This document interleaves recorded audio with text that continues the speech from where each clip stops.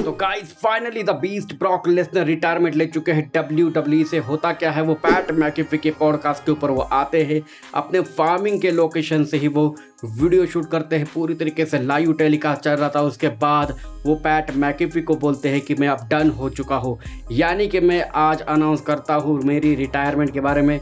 मैं रिटायर्ड हो चुका हूँ। ओबा फैमी के साथ मेरा लास्ट मैच था, जो कि मेरे ही क्राउड के सामने हुआ था। मैंने ओबा फैमी को नहीं हरा पाया और मैं ओबा फैमी को फ्यूचर सुपरस्टार घोषित कर चुका हूँ और मैं पास्ट हूँ, और इस वजह से मैं अब WWE से रिटायरमेंट ले चुका हूँ।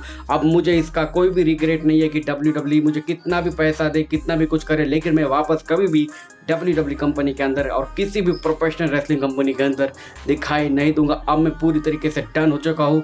मेरा करियर बहुत ही कमाल का था। मैंने जो कुछ करा है, मैंने जो कुछ उखाड़ा है अपनी जवानी में, मैंने उखाड़ लिया है। अब मुझे कुछ भी उखाड़ने की ज़रूरत नहीं है। मैंने UFC चैंपियनशिप जीती, मैंने NCAA चैंपियनशिप जीती, उसके बाद मैंने NJPW चैंपियनशिप जीती, मैंने UFC चैंपियनशिप जीती। WWE के अंदर मैंने 10 टाइम वर्ल्ड चैंपियनशिप का, टैग टीम चैंपियनशिप का, जो बोलो वर्ल्ड चैंपियनशिप का मैंने रिकॉर्ड अपने नाम किया। और फिर उसके बाद मैं इस मुकाम पर पहुंचा हूँ कि अब मुझे कुछ उखाड़ना नहीं है और मैं ऑफिशियली WWE कंपनी से रिटायर्ड हो चुका हूँ। ये सुन के पैट मैकेफी पूरी तरीके से शॉक हो जाती है। पैट मैकी को भी नहीं मालूम था कि ब्रॉक लेसनर अपनी रिटायरमेंट अनाउंस करेंगे उनके पॉडकास्ट के ऊपर। और दोस्तों, इसके ऊपर मोहर लग चुके हैं कि ब्रॉक लेसनर रिटायर ले चुके हैं, और वो खुद उन्होंने अपने मुंह से बोला है। और उसके बाद WWE वालों ने उनको एलिमिनेशन सेक्शन में डाल दिया है। देखते हैं फ्यूचर ब्रॉक लेसनर का क्या होता है।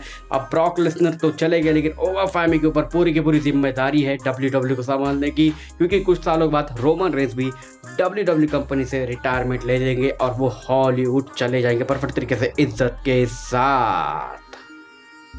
तो अब बात करते हैं ट्राइबल चीफ रोमन रेंस के बारे में। तो रोमन रेंस ने फाइनली हरा दिया है सेथ रॉलिंस को, और उसके बाद उनकी फ्यूड यहाँ से खत्म होती है। उसके बाद हमको कभी भी Roman Reigns versus Seth Rollins का मैच देखने को नहीं मिलेगा। शायद देखने को नहीं मिलेगा, लेकिन देखने को मिल भी सकता है, क्योंकि दोनों सुपरस्टार अभी भी इतना दम रखते हैं कि वो WWE को संभाल सके। तो आगे बात करते हैं इन दोनों के बारे में। तो रोमन रेंस ने कल के मंडे नाइट रॉ के अंदर तो सेथ रॉलिंस का गाना क्राउड को गवाया। उसके बाद LA नाइट आते हैं, वो चैलेंज रखते हैं मनी इन द बैंक के अंदर कि तुझे अब मुझे चैलेंज, मेरा चैलेंज तुम्हें स्वीकारना होगा वर्ल्ड हेवीवेट चैंपियनशिप के लिए, और वो स्वीकार भी लिया है ट्राइबल चीफ रोमन रेंस ने। अब देखते हैं इनका मैच क्या होता है। और LA नाइट का कहना था कि जैसा तूने सेथ रॉलिंस को दिया है वही, यानी कि रोमन रेंस के मैच के अंदर किसी भी ब्लड लाइन के मेंबर ने इंटरफेरेंस नहीं किया। रोमन रेंस ने पूरी शान से सेथ रॉलिंस को हरा के वर्ल्ड चैंपियनशिप को रिटेन किया है, और वही चाहते हैं LA नाइट कि रोमन रेंस के सामने 1-on-1 तौर पर जीते वर्ल्ड चैंपियनशिप को, 1-on-1 सामना करे रोमन रेंस का, और वो वर्ल्ड चैंपियनशिप अपने नाम करे, या फिर हारे कुछ भी हो, लेकिन उनको एक सिंगल मैच चाहिए रोमन रेंस से। मुझे तो लगता है LA नाइट को ये मैच नहीं करना चाहिए था, क्योंकि उनके पास ये मौका था इस साल वर्ल्ड चैंपियनशिप को कैप्चर करने का मनी इन द बैंक जीत के।